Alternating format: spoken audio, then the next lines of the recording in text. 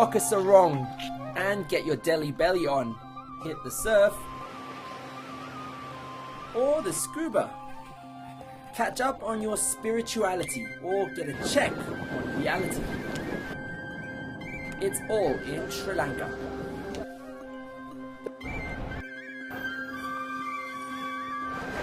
We've just arrived in downtown Colombo.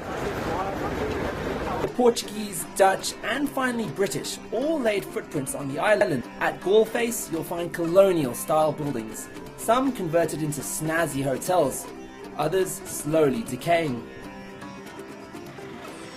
The tuk-tuks or three-wheelers are the best way to get around town. But don't be alarmed when they run out of petrol.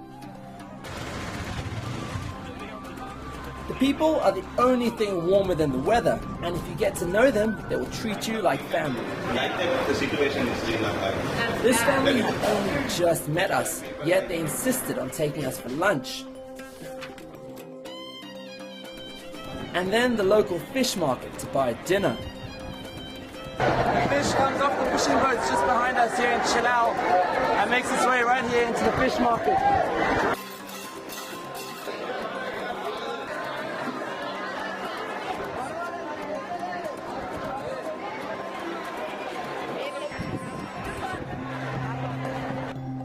From Colombo we made our way to Kandy. It's our first train trip from Colombo to Kandy. First class. It's a majestic 3-hour train ride to get there these days, climbing through jungle-covered mountains and over rapid rivers. The native Sinhalese population moved to Kandy in the 13th century as they struggled to defend themselves against the constant invasions on the coast. The city surrounds a postcard-perfect lake, but don't swim or fish in it. The Buddhists regard it as holy water. This Buddha statue watches over the city from the highest hill. This is Botanical Gardens in Sri Lanka. By far the most beautiful place I think I've ever seen. Admire the turtles, watch out for the bats, and make sure the monkeys don't steal your lunch. Somebody stop that monkey!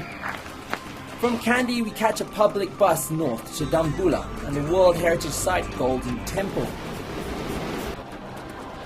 Nestled in the caves is a network of 5 Buddhist shrines. The scent of incense stings the nostrils, but it's a great place to find yourself or something. From there we catch a short bus ride to Sigiriya. Swap the flip-flops for trainers because it's a 1-hour climb up the volcanic mountain known as Lion's Rock. Probably shouldn't have eaten all those hoppers. The top reveals an ancient rock fortress and palace ruin. We've finally reached the summit of Sigiriya. This is where the old temple was, and it's surrounded by moats and walls. It's been preserved very well, considering this mountain is over 2,000 years old, or at least has been inhabited for that time. The only thing more grueling than the hike down is the next bus ride, on roads that make you wish you'd worn a kidney belt. This bus ride is like a old wooden roller coaster for 6 hours.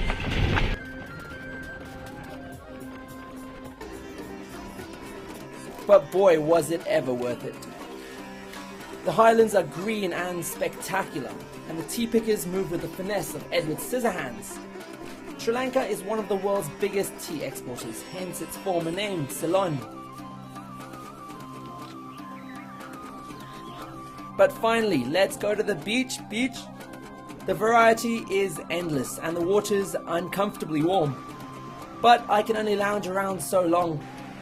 At night the beach becomes a bustling fish market. My meal is so fresh I fear it might still wiggle in my plate. Sri Lanka has been dealt a bad hand in their recent history. In 2004 a tsunami erupted in the Indian Ocean, destroying everything in its path. Thousands were killed. 2010 saw the end of a 3-decade civil war with the Tamil Tigers. But things appear to be on the up. Tourists are flocking back to the island that Italian explorer Marco Polo once called the finest he'd ever seen. Yusuf Omar, Sri Lanka.